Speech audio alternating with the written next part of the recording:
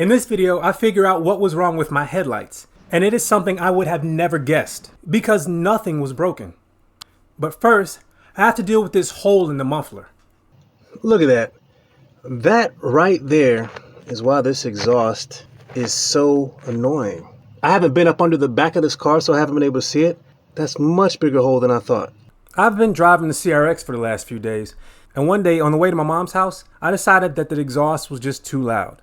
I gotta do something about this exhaust though. It is very annoying.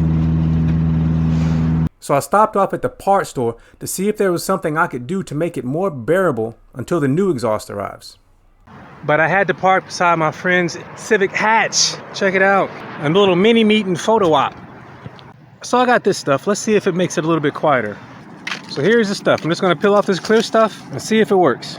So I got that tape on, but it needs to be held on with something else. So I went and got some duct tape to hopefully hold it in place, because the heat is what makes it stay. I'm in the parking lot of an O'Reilly's. This is not a fantastic job I'm doing, but it only needs to last a few days. This is what the muffler looked like as I left the parts store. It was a hack job, but I had to do something. All right, let's see if it's any quieter. It's already a bit quieter. Let's see how the trip goes. I think it's better. It's definitely not as loud. Maybe this is the way that exhaust is supposed to sound. In any event, the new one will be here in a few days. A few days ago when I would idle, it would be ridiculous smoke coming out. But now there is none. Well, so far it looks like it did what it was supposed to do. When I was done visiting with my mom, it was dark. And that's when I realized that I didn't do a good job making sure all the headlights worked. So my low beams aren't working. I could have swore they were working when I checked it the other day. So now it's nighttime and I got to drive with my brights on to the auto parts store. I did want to check real quick to make sure my high beams were working. Well, both of them anyway. But that is awfully odd. Got to the parts store, threw in a new bulb, and the low beams still didn't work. So I drove home with only brights and knew exactly what I'd be doing the next day. All right, let's see if we can figure out what's wrong with these headlights. So I'm thinking it's an electrical issue like a fuse or something, because even a new bulb didn't work and both of them don't come on. I think the fuse box is over here, but check this out. Are these just tabs where I can just pull out and it comes out? That's kind of cool. Yeah. And the fuses live back in there. According to this diagram, the left and right low beams have their own circuit. And this bottom row is all 10 amps and a 15 on the end. So it should be one of those fuses. Even old cars got these little pullers. So let's see if this one's any good. And it is good. And this one is also good. So it's not the fuses. Let's see if we have voltage when we turn them on.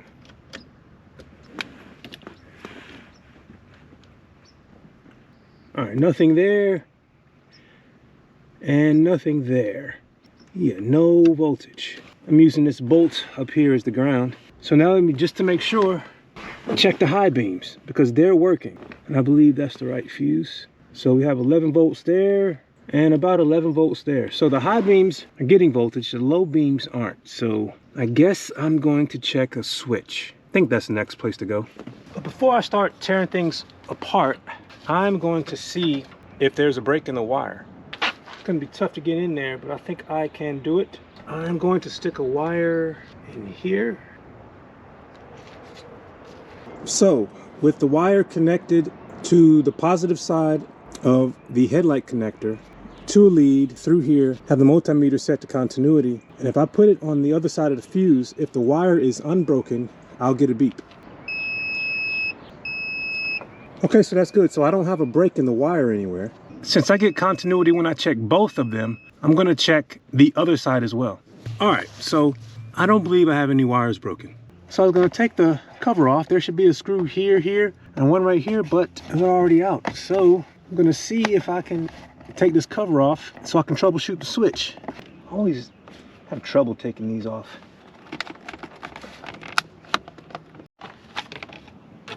I got so lucky I didn't break anything. There's a ring holding this one in. See if I can rotate it out. This looks a lot like the one on my old Civic. See if I can take this out.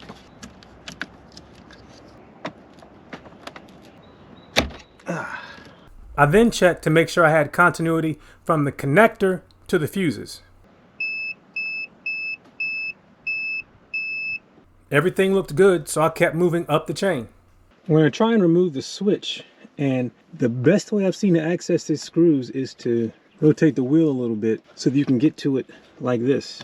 And I can just barely get what I believe is a decent angle on there to screw this out. Oh, and that flexes a bit, which helps. And then same thing for the bottom.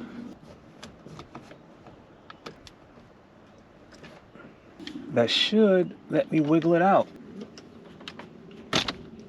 Yes, there we go. So I doubt this switch has been removed since this car was made. And for this next bit, I removed the fuses to the low beams. So I'm troubleshooting the switch for the headlight, and from here, which is the top side of where the fuse for number 11 goes, to here on the switch, there's continuity. The rest of them, there is no continuity. So this is what needs to get voltage for the headlights to turn on. And the bottom side of number 10 connects to the same one. So if I can get voltage to that terminal, the headlights should turn on. So I looked at the diagram, so I'm gonna see if I can convince myself that this switch is working. Off position, nothing is connected to what amounts to the white cable over there. And in the on position, the light that corresponds to the low beams does connect. And now let's turn on brights on.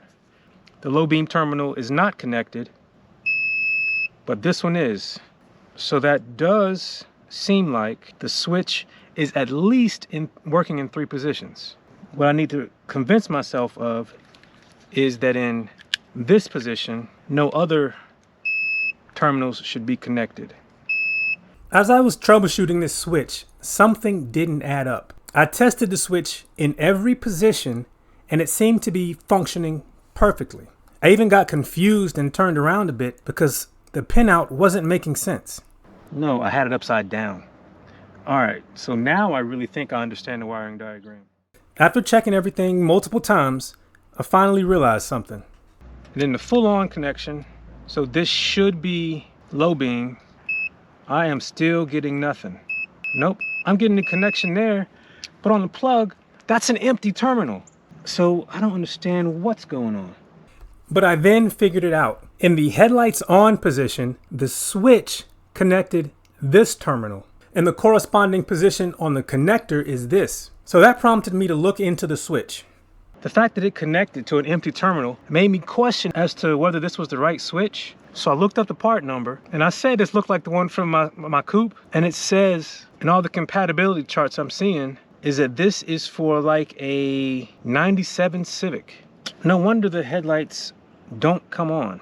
So I don't think this is a faulty switch. I just think it's the wrong switch. I have double checked and am certain that it's connecting to an empty terminal. So I'm gonna go do a bit of research and I may be hunting for a new switch. So I found the right Honda part number for an 88 CRX, but of course it's discontinued. I found some on eBay that would work, and I'll probably end up ordering one, but it would be nice to get everything working today.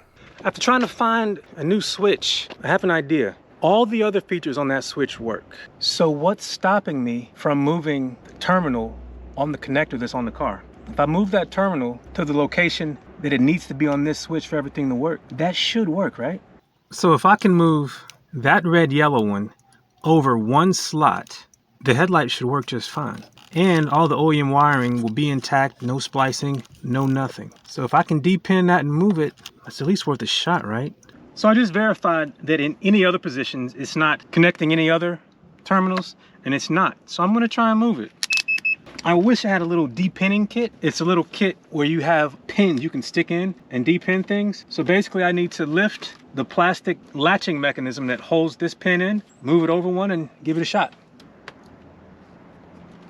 There we go. It's out. Now I'm just gonna move it over one.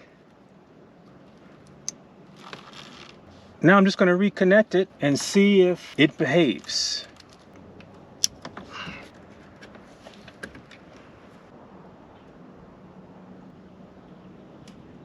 Wait a minute, are they on?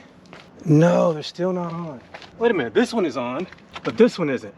That's because it's not plugged up. Wait a minute, now they're working. So that's off, low beams, high beams. Low beams, high beams. I think we're back in business. So now I'm just gonna put everything back together. Now, if I hadn't tested new bulbs, this would have been a free fix. Just a bit of troubleshooting. So I'm happy I got that working. But next up will be the exhaust. It should be here in a day or two. And I'm finally gonna tackle the shifter. It is so sloppy. If you would like to follow along, hit subscribe. If you would like to see the things I've done to get the CRX to this point, check out the playlist. Thanks for watching. Take care.